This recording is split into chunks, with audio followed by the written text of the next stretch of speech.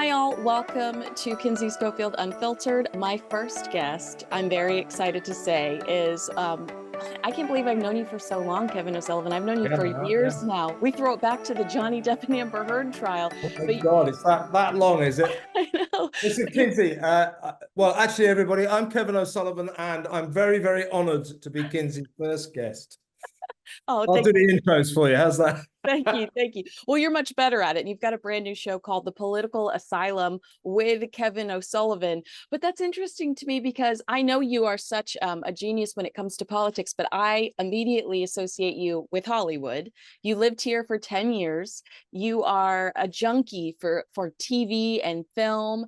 And it's so fun to read what you write, the way you write about things. One question I wanted to ask you based on just looking at the evolution in your resume and even watching how you've transitioned over the last few weeks, which you kind of joked about on your very first show. You were like, here I am 2 years later, and I'm doing it again. Now, where was I? Yeah. Exactly. ... To be continued. But I feel like the reason that you are successful is you have certain characteristics, and one of them being you just persevere. You not only I feel like I've never seen you be unkind to somebody, but you just go with the flow and you figure it out.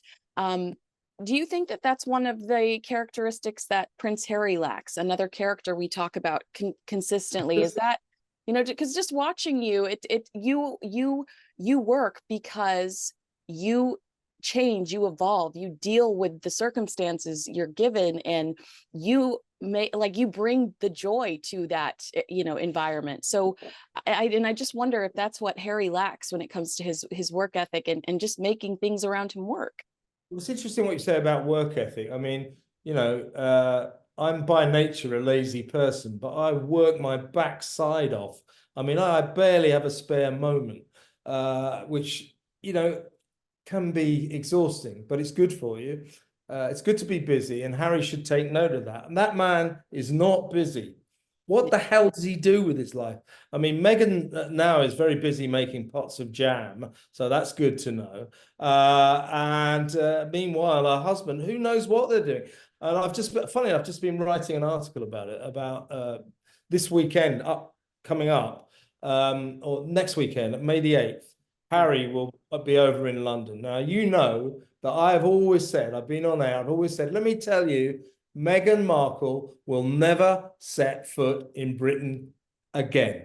Everyone said 2 weeks ago, oh, Harry's coming over for the 10-year anniversary of the Invictus Games. Meghan definitely will accompany him. Oh, yes, yes, yes. I said, I don't think so. Oh, no, she'll love the publicity. Guess what? She's not coming. Right. He's coming over for a special Thanksgiving service at St. Paul's Cathedral. Now, when he launched the Invictus Games, by the way, the Invictus Games is excellent. I'm not knocking the Invictus Games. It's an excellent event for war-wounded heroes. Who could have a go at that? Absolutely not. Great event. Good for you, Harry. Now, when he launched it in 2014, all the royal family backed him. King Charles turned up at the inaugural event. So did Queen Camilla. Well, of course, he was Prince Charles there. Then Camilla, Prince William, Kate, they were all there. And this time, guess who's coming to St. Paul's? None of them, not a single one of them. So that's how far he's fallen. I mean, I know that they all support the Invictus Games. Who wouldn't? But they're not supporting him. They're not going to St. Paul's Cathedral. Now, the big question is, obviously, when he comes to London without his wife, who will he see? He won't be seeing William because they hate each other. He won't be seeing Kate because she hates him more than even William does. Won't be seeing Camilla because he described Camilla as the villain of the story. Let me tell you, Camilla doesn't even want to be in the same postcode as him, and none of the other royals. So there's a chance, because his dad, the king, is a soft-hearted guy, there's a chance that he might see his dad, but not at that Thanksgiving service. So he'll fly in like the pariah he's become. And here's another thing, Kinsey. He's not staying at any royal residence. He'll be staying at a hotel. He'll fly in like the pariah he's become. He'll go to that Thanksgiving service. He's making a reading there. By the way, there's a rumor that the only other dignitary there might be the actor Damian Lewis. So that'll be about it for him. Then after that, he'll fly to Nigeria to meet his wife for this really weird pretend royal tour. Right. What's that about? They're going to go around Nigeria acting as if it's a royal tour. It's not. It's two people going on pretending they're on a royal tour.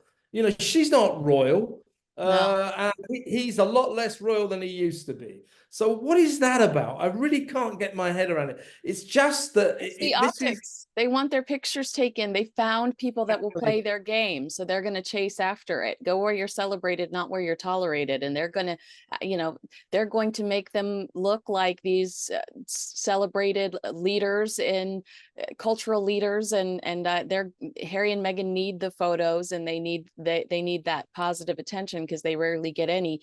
Can I ask you a question? I haven't seen anyone else bring this up. I know that we say Meghan is uncomfortable in the UK. Meghan fears for her safety in the UK. How much of the fact that we did not get the results of the bullying report do you think comes into Meghan's disdain for the UK or uninterest in coming to the UK? Do you think she's fearful that the palace could release this secret bully investigation and that they have this over her head, and perhaps that's why she doesn't want to enter the country again or ruffle feathers over there specifically? Listen, I think, obviously we all mourn the death of the Queen and we all loved the Queen, but she wasn't infallible. She made mistakes. Remember Diana? She screwed that up, the death of Diana. And she really screwed up this Meghan investigation. She called for an investigation into mass allegations of bullying by the gruesome twosome, Ginger, Whinger, Harry, and Mad Meghan.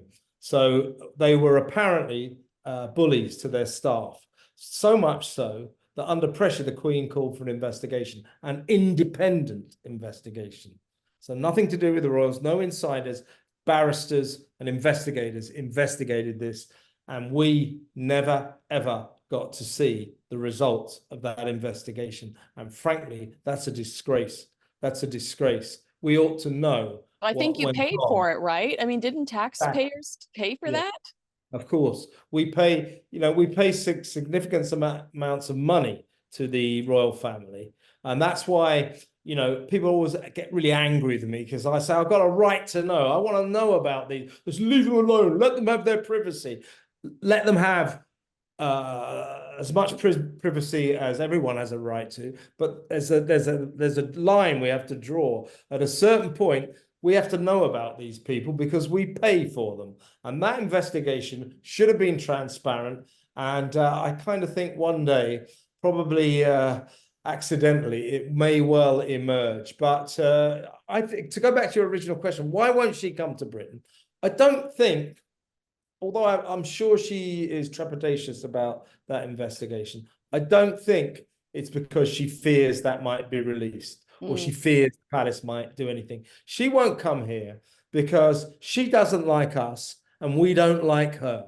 She loves to be loved, but we don't like her. We have every reason not to like her. And also, we don't like Harry much anymore because both of them told me and everybody living in Britain today, you're a bunch of racists. You're the beneficiaries of slavery. We abolished slavery 32 years before America. We abolished it, I think, in 1833. Why are they getting their knickers in a twist about something that got abolished in 1833? Why are they calling me a beneficiary of slavery? Of course I'm not. And why are they calling me and everyone in this country a racist? Why are they calling the royal family racists? It's a disgrace. So we don't like her. We don't like him much anymore. And good riddance. I hope they really enjoy pretending to be on a royal tour in Nigeria. Yeah, I mean, I feel like all of that stuff is just a diversion tactic. You didn't wear a Nazi costume for a Halloween party. You know, it just all feels like they're trying to distract from their own personal issues. Kevin, I don't want to take up too much of your time today because you've got a show to do, The Political I Asylum, have fairly soon, actually. Yeah. with Kevin Can I O'Sullivan. ask you a question? Yeah, Can you buy anything from American Riviera Orchard yet? not yet. No. What are you looking forward to purchasing on with your American Express The card? jam, of course. Some. I want to get a lot of beige things Oh because yeah. it seems to be that's the only color she does. As I said, it's a breathtakingly beige website. Um, and After complaining on the Netflix documentary that she was not allowed to wear bright colors because she wasn't allowed to upstage Camilla or Kate. Like, if you're going to say that and put that out into the universe, you better walk out in a bold red the next time we see you. yeah, look, how can I put this? Meghan's relationship with the truth, and when I say the truth, I don't mean her truth, I mean the truth, is very, very tenuous. She seems to think she can say anything and everybody will believe her. Well, after that interview with Oprah, in which she's told 17 demonstrable, provable lies. I'm afraid that anything that woman says, the Duchess of Sussex says, you can take with a pinch of salt. And by the way, could she even point to Sussex on the map? Has Oh, she even been to the county in Britain that she's supposed to be a duchess of? nope. I would stress that is, she complaining about having to learn your national anthem. I highly doubt that she's prioritized Googling the location of Sussex. So you're absolutely right. Well, Kevin, I'm actually going to upload this, but watch you at the same time. So you're not even There you leaving my go. sphere as I say goodbye to you. How nice is that? I get to keep you with me for several Terrific. hours. It's amazing. And by the way, while you're on, we always love having you on our show every single time. So I'll probably be on to you tomorrow, actually. Great. That sounds awesome. All right. Well, everyone, thanks so much for watching my first interview, Kinsey Schofield Unfiltered. Please subscribe to this channel. So much more to come. And I will continue to be on with Kevin O'Sullivan. So continue to subscribe to Talk TV too. Thanks, everyone.